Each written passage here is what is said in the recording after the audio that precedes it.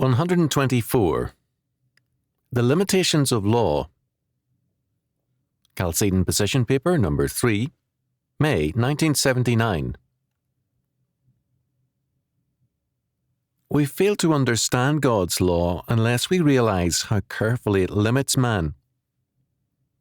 God's law prevents man from placing too much trust in law and from becoming a tyrant by limiting man's powers of enforcement. An obvious limitation on the courts of law is the requirement of corroboration. One witness alone cannot convict. Numbers chapter 35 verse 30, Deuteronomy chapter 17 verse 6, chapter 19 verse 15.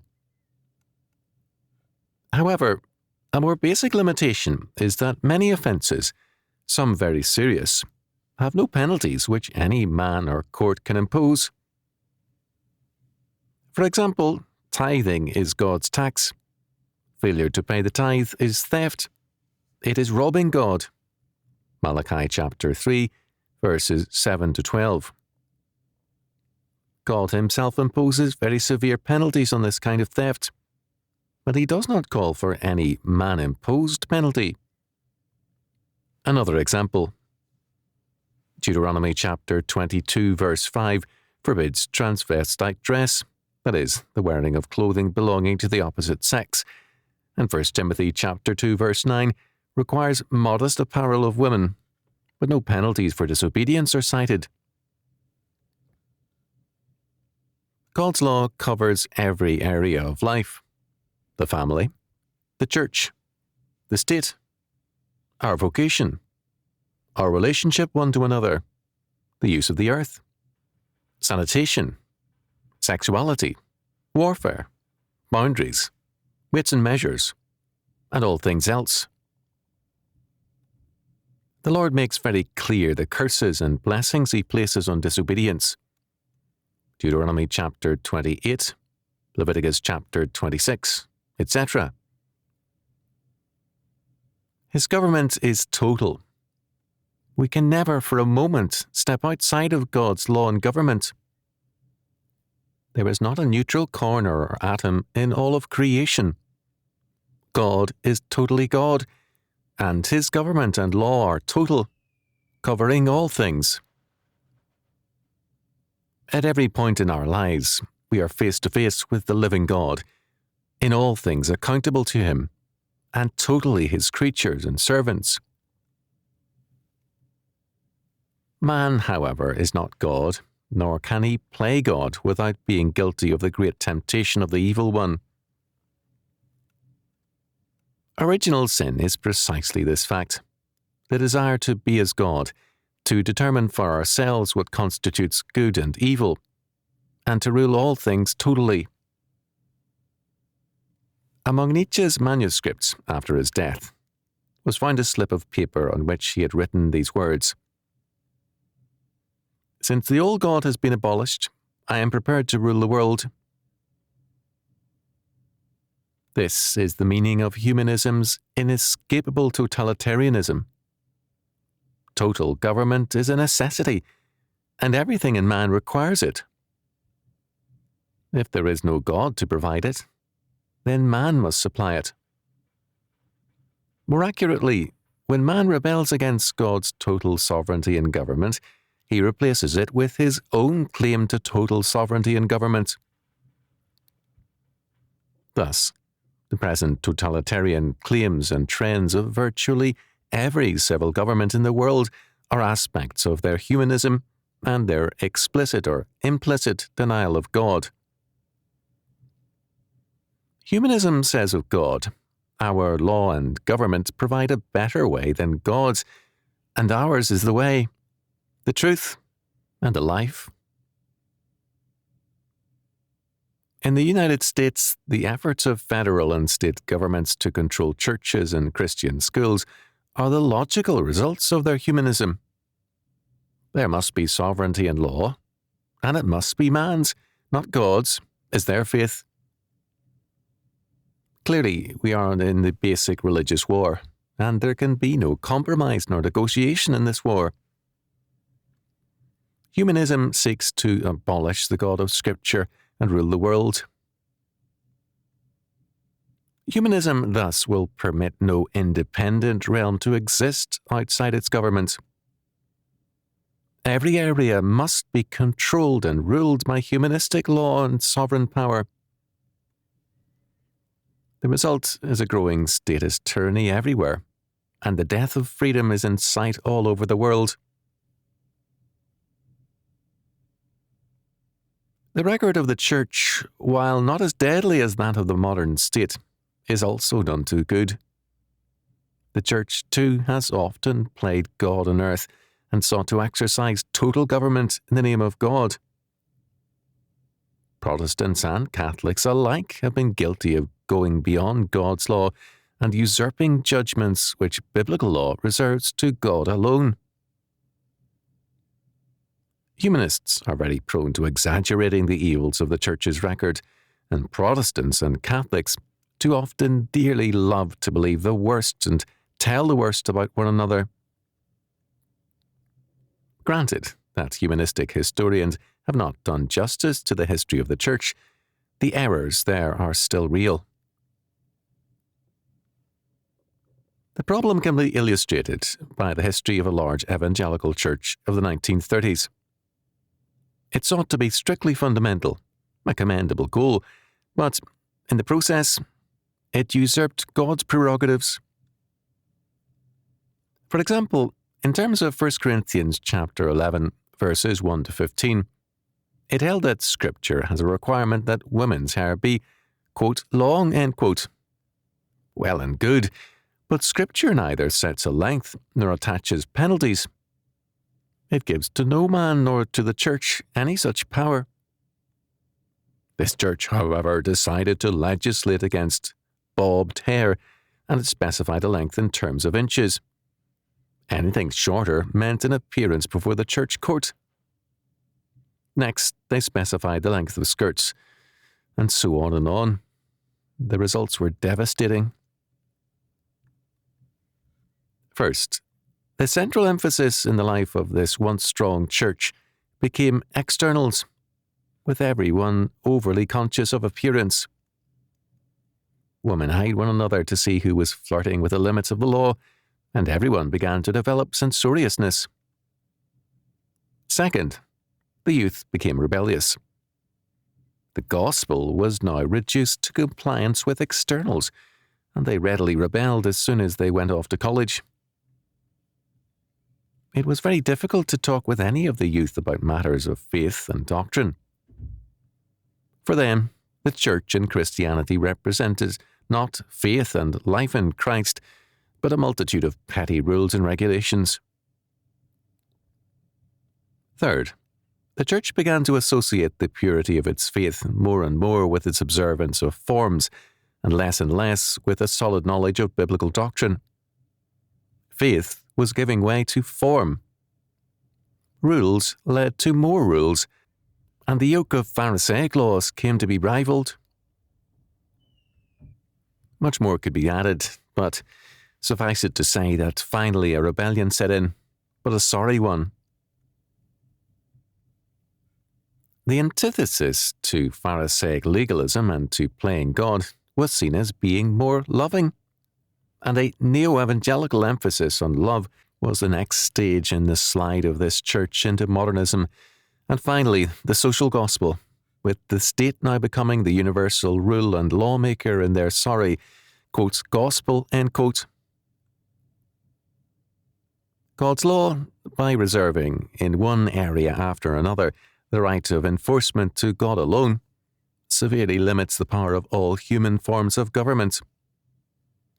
Neither church nor state, nor any other human agency is empowered to play God.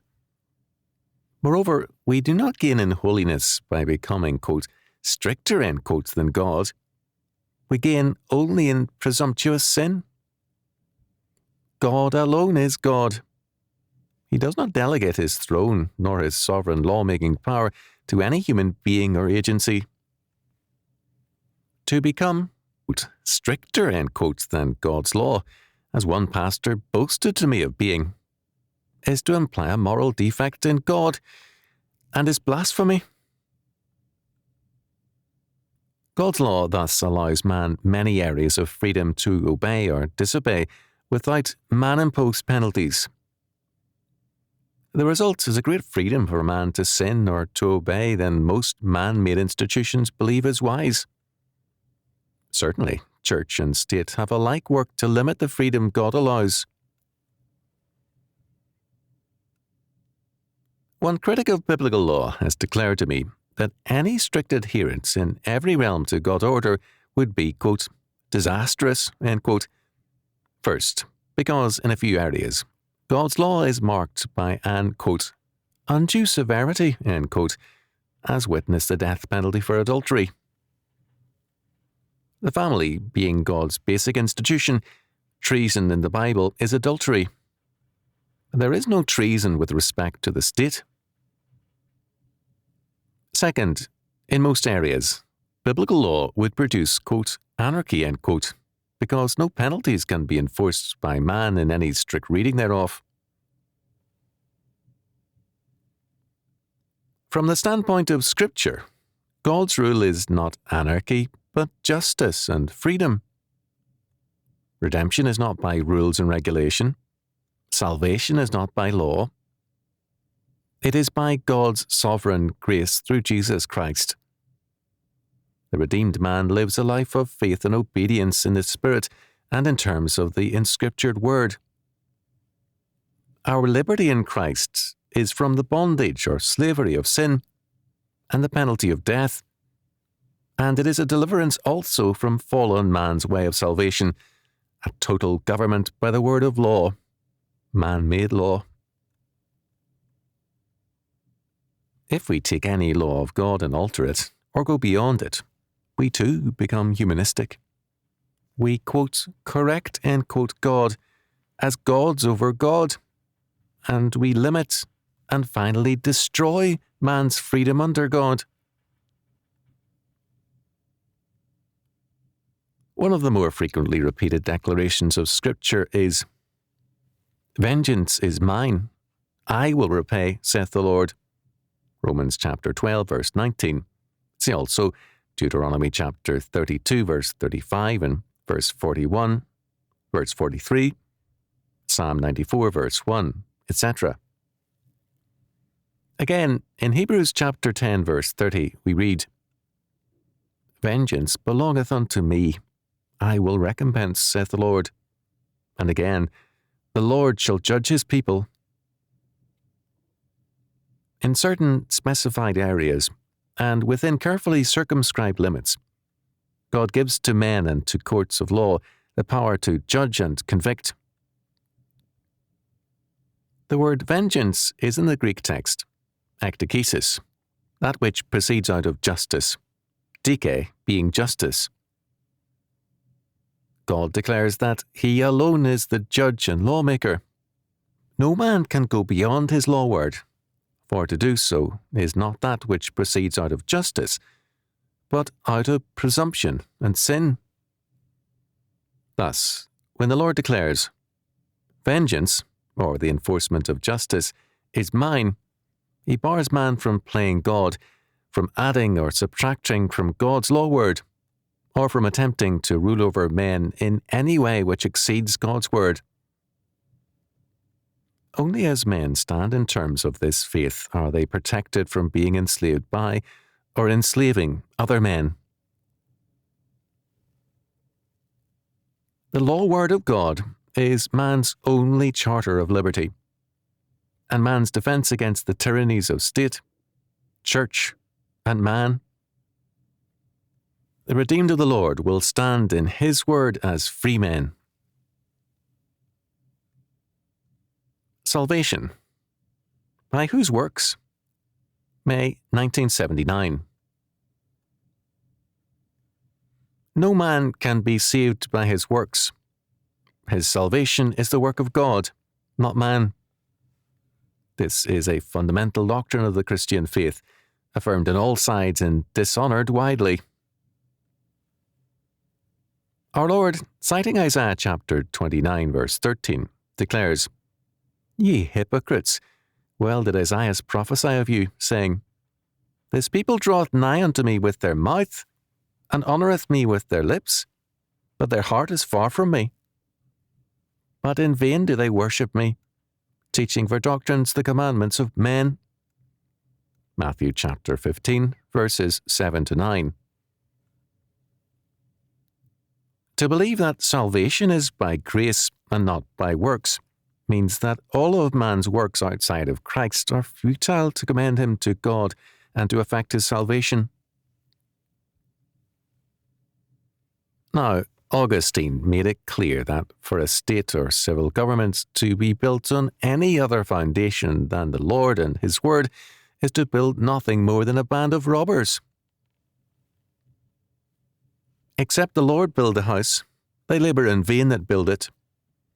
Except the Lord keep the city, the watchman waketh but in vain. Psalm 127, verse 1. How then can we imagine that any law, school, church, state, or any other thing can be a good thing or a good work when it is outside of Christ and has no place for Him? How can we imagine that a state or school which neglects or despises the basic fact of all being, our Lord and His sovereignty, can be anything but an abomination to Him? Today, however, we have indignant churchmen waging war against pastors and Christians who work for Christian schools. These people defend the godless state schools and seek to drive away from the church all who criticize them. To defend statist education is to defend a humanistic plan of salvation which seeks to save the world by man's educational work. The same is true of the state. The modern humanistic state offers a cradle-to-grave plan of salvation. It is at war with Christ the Lord and denies His plan of redemption for its own. The state issues its own decrees of predestination, election, and salvation. Today, the Internal Revenue Service is seeking to break all who will not conform to, quote, public policy, end quote. That is, to the statist plan of salvation. Its doctrine of sanctification means compliance with the state and its doctrines of social justice. To be a Christian today requires that we stand against the great false doctrine of works of our time. Salvation by the works of the humanistic state. The Bible does not give us museum piece doctrines. When it condemns unregenerate man's works, it condemns not merely the Pharisees, but the statist educators, the humanistic statists, the Republicans, Democrats, Socialists, Communists, and others, the male and female, quote, chauvinists, end quote, and all others who see a hope of salvation outside of the Lord and His law word.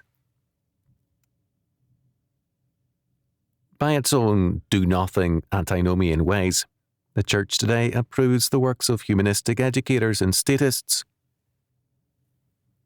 The Bible did not merely condemn theological formulations of salvation by works. It declares false every effort by man to save himself by his own works. The Judaizers of Paul's day were wrong.